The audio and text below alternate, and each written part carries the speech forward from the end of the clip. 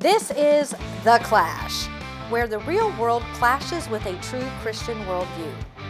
Join former professional wrestler Chris Whaley, known as the Masked Saint, who is an author, pastor, and teacher that brings his wrestling skills into the squared circle and tackles real-life issues. Along with Jeff Dixon, best-selling author, internationally known teacher, leader, and pastor who is not afraid to tackle the tough issues of the world we live in. Together they form a tag team of wisdom in The Clash.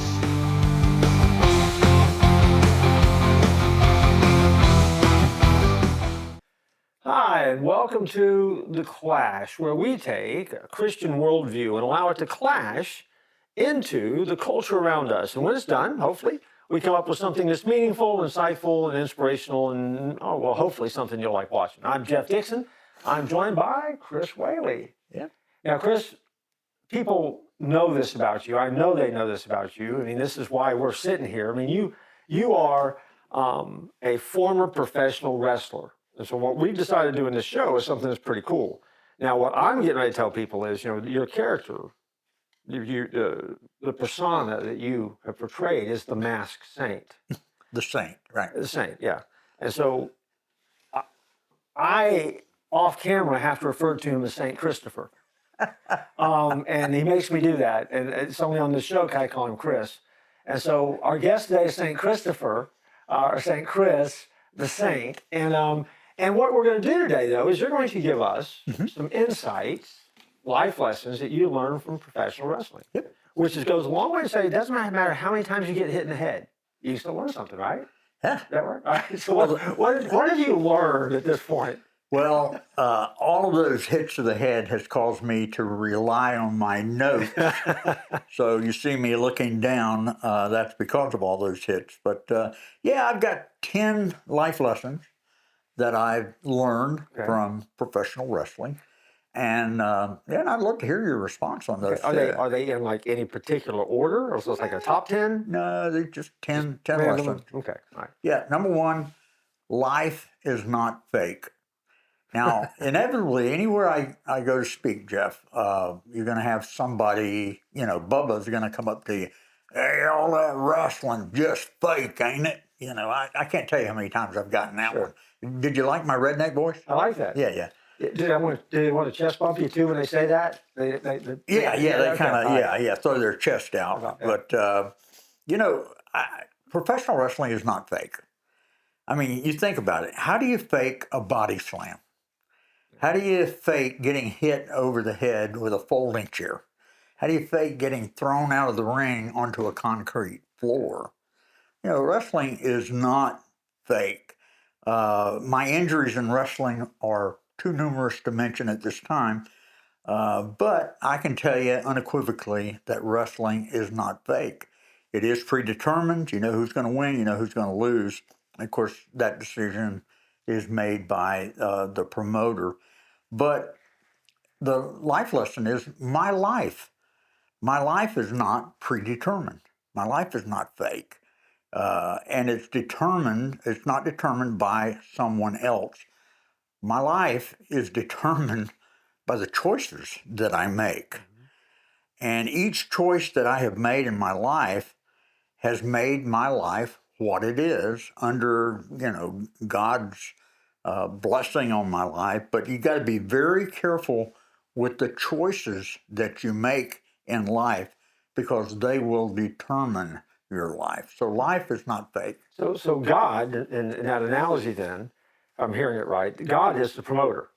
Absolutely. Okay. He's the one that determines the so your choices then get you to that point to get you, that hopefully will align you with what he wants you to be. Isn't it amazing that God gives us freedom of choice? Yeah.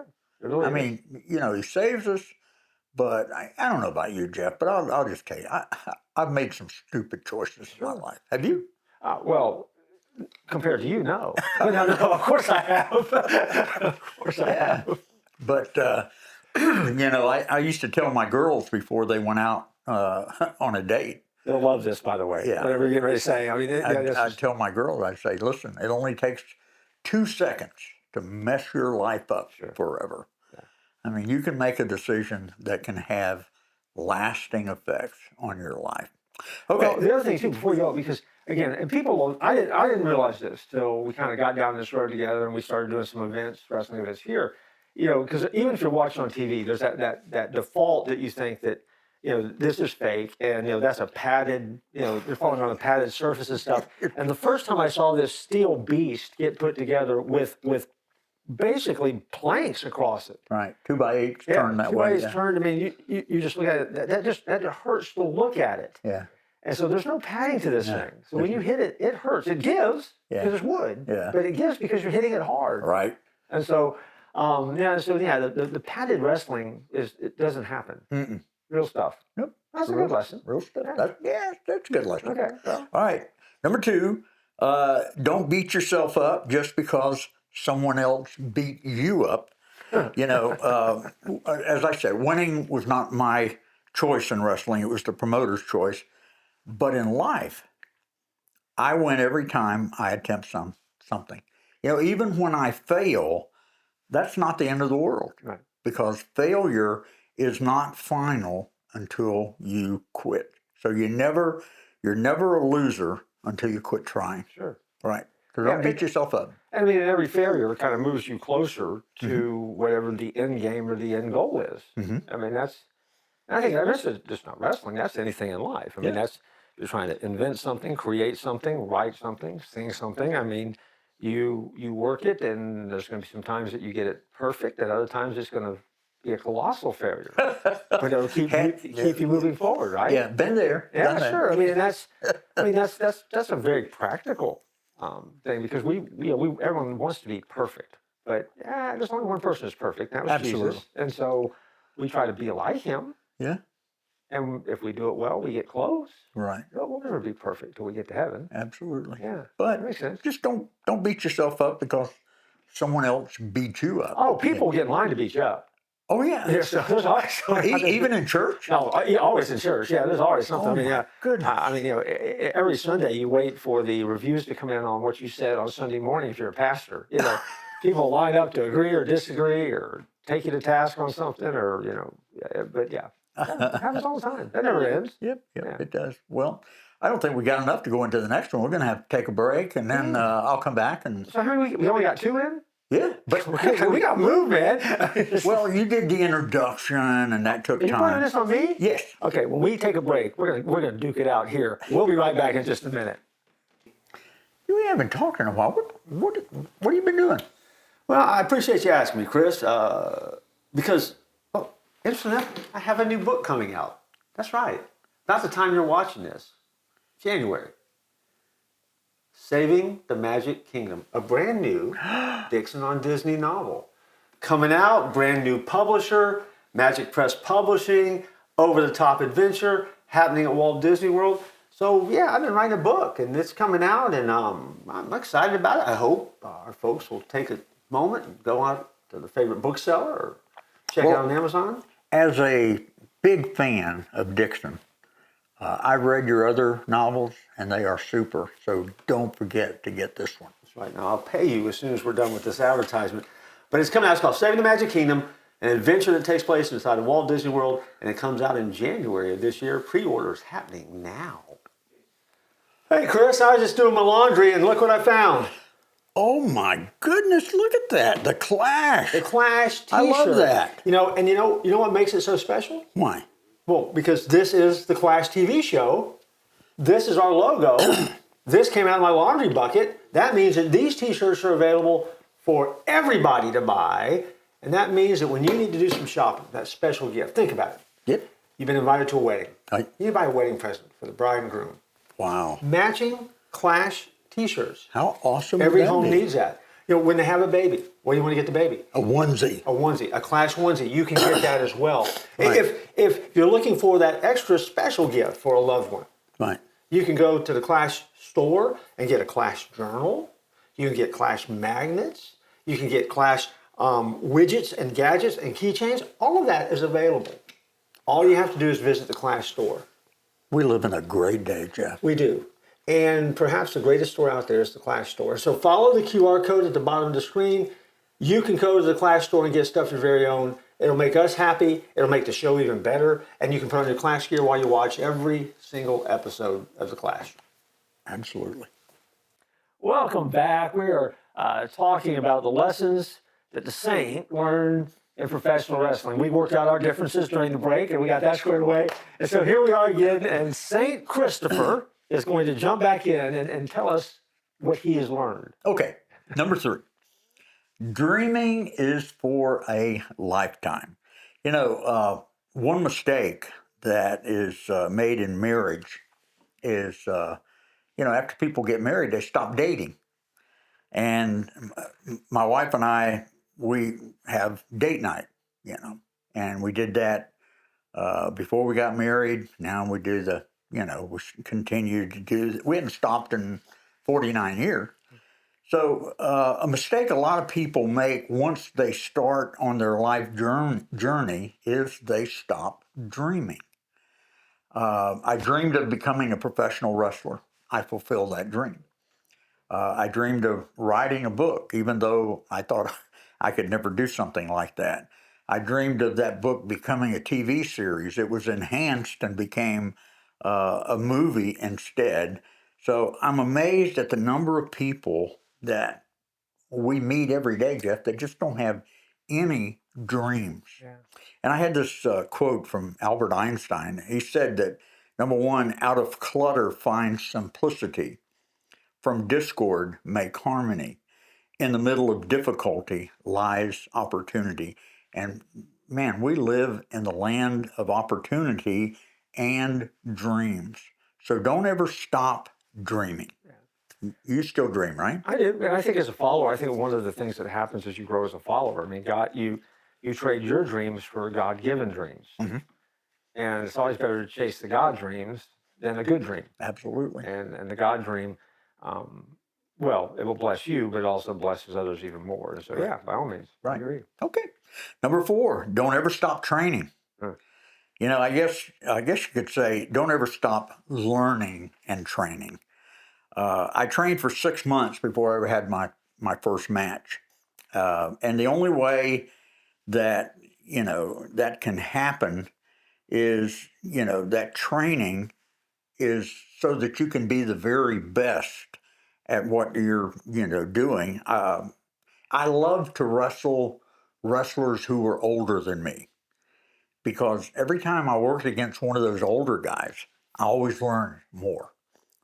And if you learn and you train, the possibilities to grow, the possibilities for success are unending. I mean, you just continue on. So don't ever stop training in life. Yeah, that's the biblical model, right? Mm-hmm. Because Paul was a great author of using word pictures that had to do with athletics and training and preparing and enduring and persevering. So, I mean, all of that is a part of that workout mentality. Right. And I think that sometimes we get complacent in our faith because we're not working it out. Yeah. Right. But we work out our salvation. Yeah. I mean, God does the saving, but we then spend the rest of our lives kind of figuring out how it fits and making sure that we're doing what we're created to do. So. Yeah. Well, you're going to like this next one. Okay. And the next one is this: be prepared for injuries.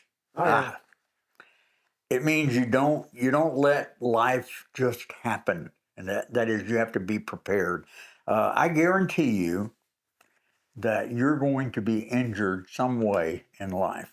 And what I mean by that, not necessarily physical injuries, but someone's going to betray you, someone's going to steal your idea, someone's going to throw a wrench in the life machine and upset your world.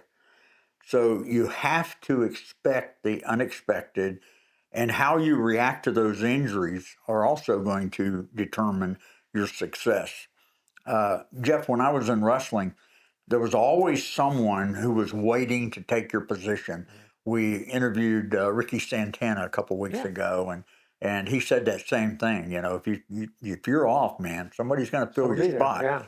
And if you can't work, there's always someone ready to step in. And if they did, there's a possibility you're not going to get your place back. So I was very blessed to have a high tolerance for pain. I mean, you can't do what we do without getting banged up. So you have to think ahead and have a plan if that happens. So you better be prepared for injuries in life, because those injuries will happen. And if you connect that to the one that you mentioned before that, right? Injuries for all of us are inevitable. Right. And you don't, I mean, and you can't prevent them. You don't get up in the morning and plan to be hurt. So injuries will be inevitable. But the better you have trained before those injuries come along, go a long way toward how that injury is going to affect you, short term and long term, how quick you're going to be able to bounce back from it, Right. What you're going to be able to do and learn from that injury so maybe it doesn't happen again, or what you have to adapt and change in your life because of that injury. Yeah. Right? I mean, that's all kind of interconnected in this journey, and that's a faith journey too. It does the same thing. And we've both been pastors a long time, and you always have someone in your life that as a pastor who keeps making the same mistake over and over and over. They continue to those injuries. Yeah. They don't learn from them. Well, that's job security when you're a pastor, right? I mean, that just means we got a job the next day, right? There's always something to do. Okay. Oh, I love that. That's great. Okay, next one. Protect the people that you work with. Now, in wrestling, we call it working with someone. You give them your arm, you give them your leg, you allow them to get you in a headlock. It's called working with them. And of course, they do the same with you. But Jeff, I guarantee you that you will have people who will make great input into your life and your business, and always make sure that you protect those people of influence in your life. And after 3 years of people talking to me about making my book into a movie, one of them seemed to be the one. It's finally going to happen. And the guy who was representing me for a short time insulted that guy, and he washed his hands of my project. And of course, I was devastated. Sure. But on the night after he sent notice that he no longer had any interest in working on my project, I sent him an email saying how sorry I was and that I thought he made the right decision.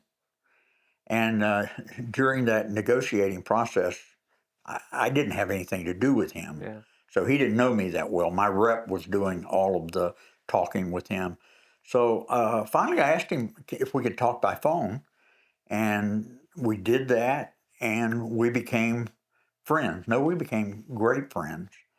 And he was the one who ultimately took my book and made it into a movie. We've interviewed him. That was Cliff McDowell. So don't write people off.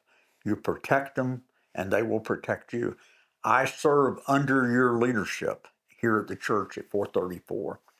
And the worst thing that someone can do is come up and say something, and it hasn't happened. I mean, I've been here a long time, Jeff, and it hasn't happened. But, somebody doesn't want to come up to me and badmouth you. Sure. Because I'm not going to put up with it. Yeah. I mean, I love you. I serve under you, and I'm going to do all I can to protect you. Sure. So you've got to do that with the people that God puts in your life. You've got to protect them. I think it's wise. I think it's valuable too for anybody who does leaders, right? I mean, we even as a staff. I mean, how many times have we been in a staff meeting or a staff situation where maybe at the meeting itself we may not agree on something, or we may chase it around the tree a few times, and we may, be on opposite sides of the table on an issue. But when we're done, we walk out in one heart. We walk out and know what the plan is. We work through it. Right. And maybe it goes our way, maybe it doesn't, but we're okay. Yeah. Because we trust each other. You take care of each other. Right. Just like in wrestling, you take care of the other guy. Yeah. In life, you got to take care of those people that God puts. We're about something bigger than that, right? That's how you get things done. There you go. These are good. I mean, you remember a lot from getting hit so many times. Let's take another break real quick, and then we'll come back and we'll grab the last couple here. Okay. Okay. All right. I love hearing from our listeners. I have a website called themaskedsaint.com, and I get, people telling me things about the old wrestling days. I love to hear from them. I'm on Facebook, I'm on X, I'm on Instagram, and I just never get tired of listening to people. And if you have not read The Masked Saint, I have that available on my website. I have the Christmas book, Harold's Heavenly Christmas. I have the last book that I wrote with a wrestling buddy called Mr. President. Pictures whenever I was still in good shape. I have those available along with t-shirts, anything, but most of all, just love to hear from you. Hey there, stop whatever you're doing right now. Get your phone out and go ahead and aim it right here at the screen at the QR code right in front of you. Because I know what you're thinking. You're thinking, hey, I'm having such a great time watching The Clash, but there's been some episodes that I've missed. Well, if you take a picture of that QR code and follow it to the website, you're going to discover all the episodes of The Clash that you might have missed on a channel called The Church at 434 in Motion. 434 in Motion has that and a lot of other resources, and we would love for you to catch back up on what you've missed. Every day there's brand new programming that comes out, and we want you to be a part of it. Now, hey, relax. It doesn't cost you a dime. It costs you a little bit of time, but it's well worth it because it's time well spent. Actually, it's almost like you're making money at it. So use the QR code, come find us, see the episodes of The Clash that you missed, and let's get back to the show. Thanks for coming back. We're learning some life lessons learned in the wrestling ring. Mm-hmm. And so, Saint, tell us a few more. Okay. Know when to fight and know when to walk away. That got a little bit of Kenny Rogers in it. It does. You got a country song in the making there. Yeah. Every hill is not worth dying on. Yeah. So in life, you have to pick the battles thoughtfully and carefully. And many times relationships are a lot more important than the fight. Yeah. Number 8, even bullies will leave you alone once you stand up to them. Now, all of us have bullies that we deal with. I mean, even in church, you got bullies in church. But it's the same way dealing with our baggage and our emotional woundedness. If sometimes it is frightening to stand up to those bullies at first, I know, but just as difficult and frightening to stand up also to our emotional baggage. But once you've done it, you're free from that emotional pain for the rest of your life. So you got to stand up to those bullies in your life. Is it possible to go through life and be bully-free? No. No. I don't think so either. No, you're gonna have them. I mean, when you're a kid, I was a sickly kid, so I was bullied quite a bit. Were you bullied? No, I remember being bullied a lot as a kid, but I mean, I've run into a lot of bullies along the way. Oh, yeah. There's a lot of those. Yeah. All right, you ready for number 9? Sure. Love your family. That's one of my favorite. Yeah. You got to have priorities in life. And every church that I went to as senior pastor, I always stood before the people. I said, I want to tell you my priorities. My priorities are God first, my family, and then the church. And if I keep those priorities, I'll be a great pastor. But if I get those mixed up, it's going to mess up.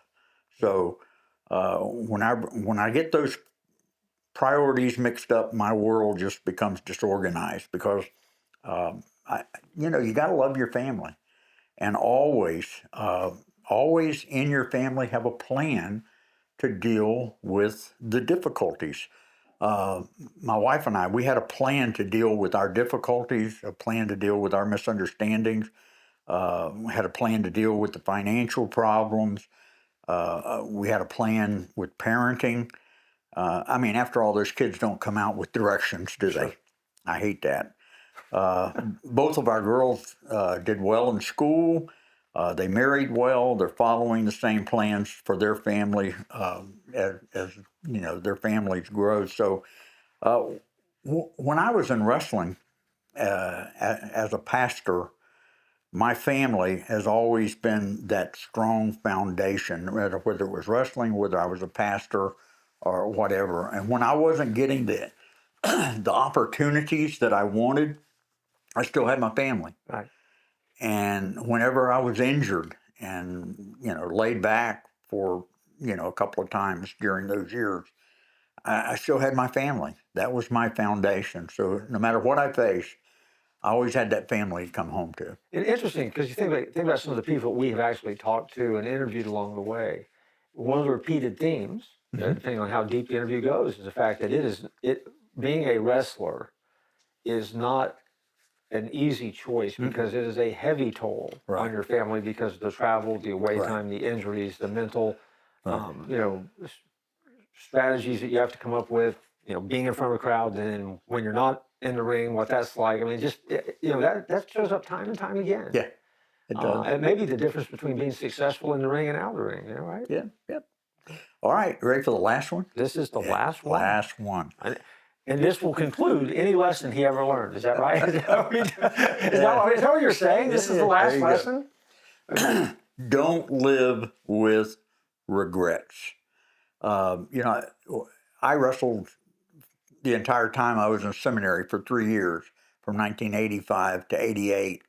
After my last tour in seminary, I had to buckle down because I had to graduate and get my degree. And then suddenly, I graduated and I was on my way to my first church. And I regretted the whole time that I didn't go out the way that I wanted to, because it kind of snuck up on me. Sure. And so that regret seemed to eat at me for almost 33 years.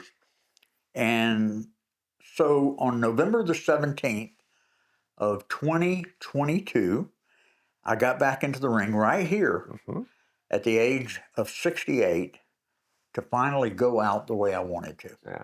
So you helped with that. Yeah, that's fine. And, my heart still breaks when I see injustices. I still remember Miss Edna's words about the only thing necessary for the triumph of evil is for good men to do nothing. I still remember that. And, I'm a lot older now. I haven't had to do the masked saint stuff in a long time. But, if I had to do it again, I guess I would probably die trying. Sure. Because I don't want to live with regrets. No. Yeah. No. I mean, I buy heavily into that philosophy. I don't look back over my shoulder a whole lot, and I don't. You don't want to leave anything undone, and you don't want to leave it. All out there. You don't want to leave anything in the tank, and so because when you're done, you're done, and that's it. You don't get to go back. There's no redos. So do over. No do over. So that's good. Well, you've learned a lot. You're you know what? You're a pretty wise guy. No, I'm just a bug on the windshield of life, Jeff. Well, hopefully no one turns the wipers on then. How about that? That way you'll be right. We hope that for you as a listener, you've had a good time. This has been fun to go back in time a little bit and try to think about what you've learned. Well, I appreciate you letting me do it. Oh, it's great. I appreciate you listening. Yeah. Fun and exciting, and there's always more to come. Yeah. And you know what? We'll be back next week with more to come. More to come. And so here's our last piece of advice. And this didn't make the list. This is pretty good. Matter of fact, this may actually be the best piece of advice you ever give. This one? This one right now. Don't tap out.